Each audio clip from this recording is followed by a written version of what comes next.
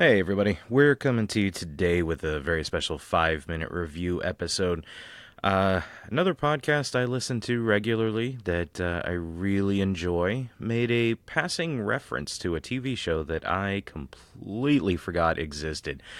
Um, I'm not sure how many of you were blessed enough to check out the Zombieland TV series based off the movie. Um, I completely forgot about it. I knew it was coming. I watched trailers for it, and I was really excited. I was thinking this, I think, was in the height of the Walking Dead series. It started, then along came advertisements for Zombieland, and I'm thinking, oh, this is going to be fucking fantastic. This is the year of zombies. This is great. And then I never heard anything else about it. It just kind of seemed to go away. And I didn't think anything of it. It was so minor of a push. I don't remember anything coming. And then I just heard about it on this podcast that I listened to, which, by the way, be sure to check out Rob, Andy, and Soju over on Straight Chillin' Podcast. They're fantastic. They're a local one here in Florida. I love listening to them. They're a great team. They came out and supported me at our live show. So you guys, you've got a fan for life. But they mentioned Zombieland the TV show and how they weren't too sure if it was a one episode, 2 episode kind of deal or whatever. So as soon as I got done listening to that episode, I clicked stop. I went over and I looked into it myself and I found it. It was only one episode, and I guess it was a Amazon Prime original. One episode out there, 28 minutes, and actually on IMDb it's listed as the Zombieland TV movie. Not sure how you can have a TV movie at only 28 minutes, but here's my thoughts on it. It sucked. Holy shit, did it suck. I love zombies. I am a huge zombie fan. If you take a look at my video collection, just a few shelves, are full of just zombie movies. I have things from the classics, Lucio Fulci, George Romero. I have Asian imports. I have Big Tits Zombie is an actual movie in my shelf collection. If it's a zombie, I want to see it. This was very disappointing. We kept going with the same team of Tallahassee, Columbus, Wichita, Little Rock, but this time played by completely different people.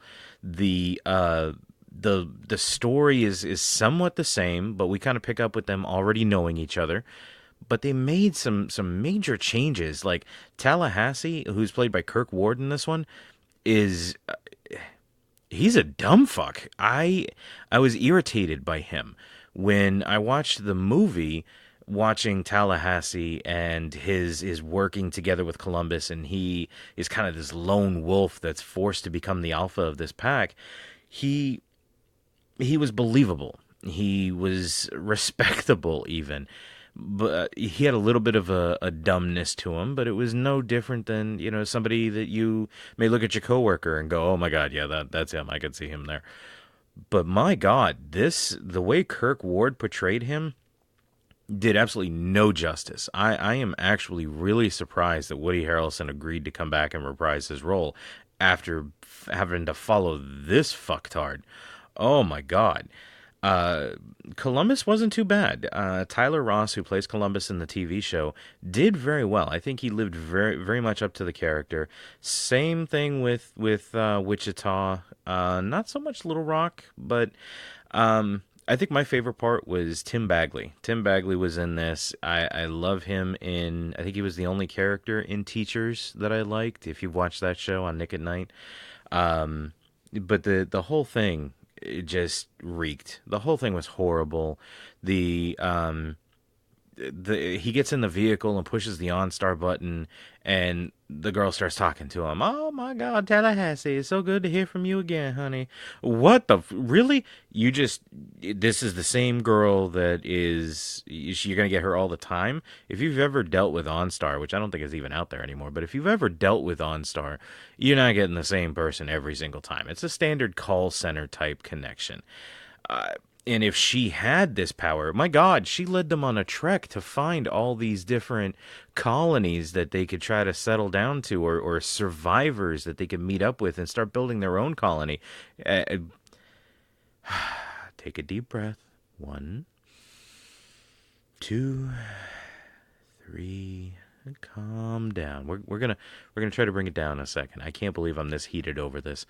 This show. Don't watch it. Don't watch it.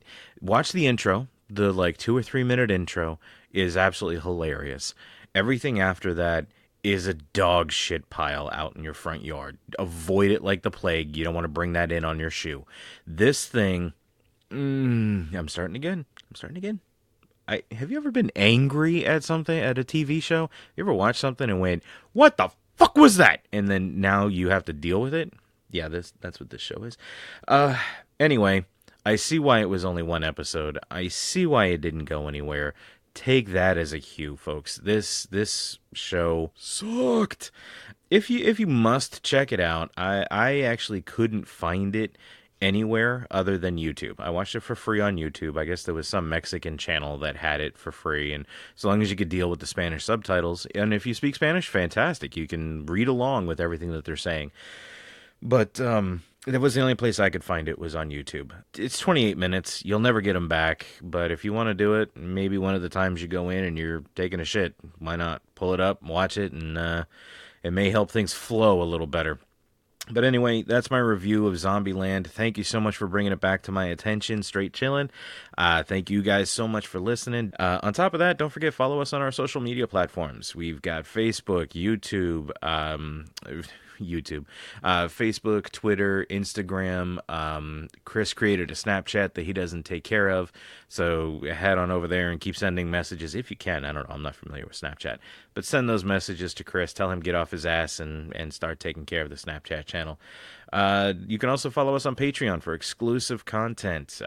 Subscribe to over there, become a Patreon supporter with us, and you can get all kinds of free swag as well. Bracelets, t-shirts, polos, hats, all kinds of stickers, really cool stuff, for as little as $1 a month, a single dollar a month that comes out the first of every month. But anyway, guys, thank you so much for listening. We appreciate the support and look forward to bringing you some more quality content. I am a movie critic by trade, and until recently, I got paid to tell you people which movies merely stink and which ones you shouldn't screen near an open flame. Well, I'm putting the burden of lousy movies back on you. It's very simple. If you stop going to bad movies, they'll stop making bad movies. Uh-oh, the jig is up.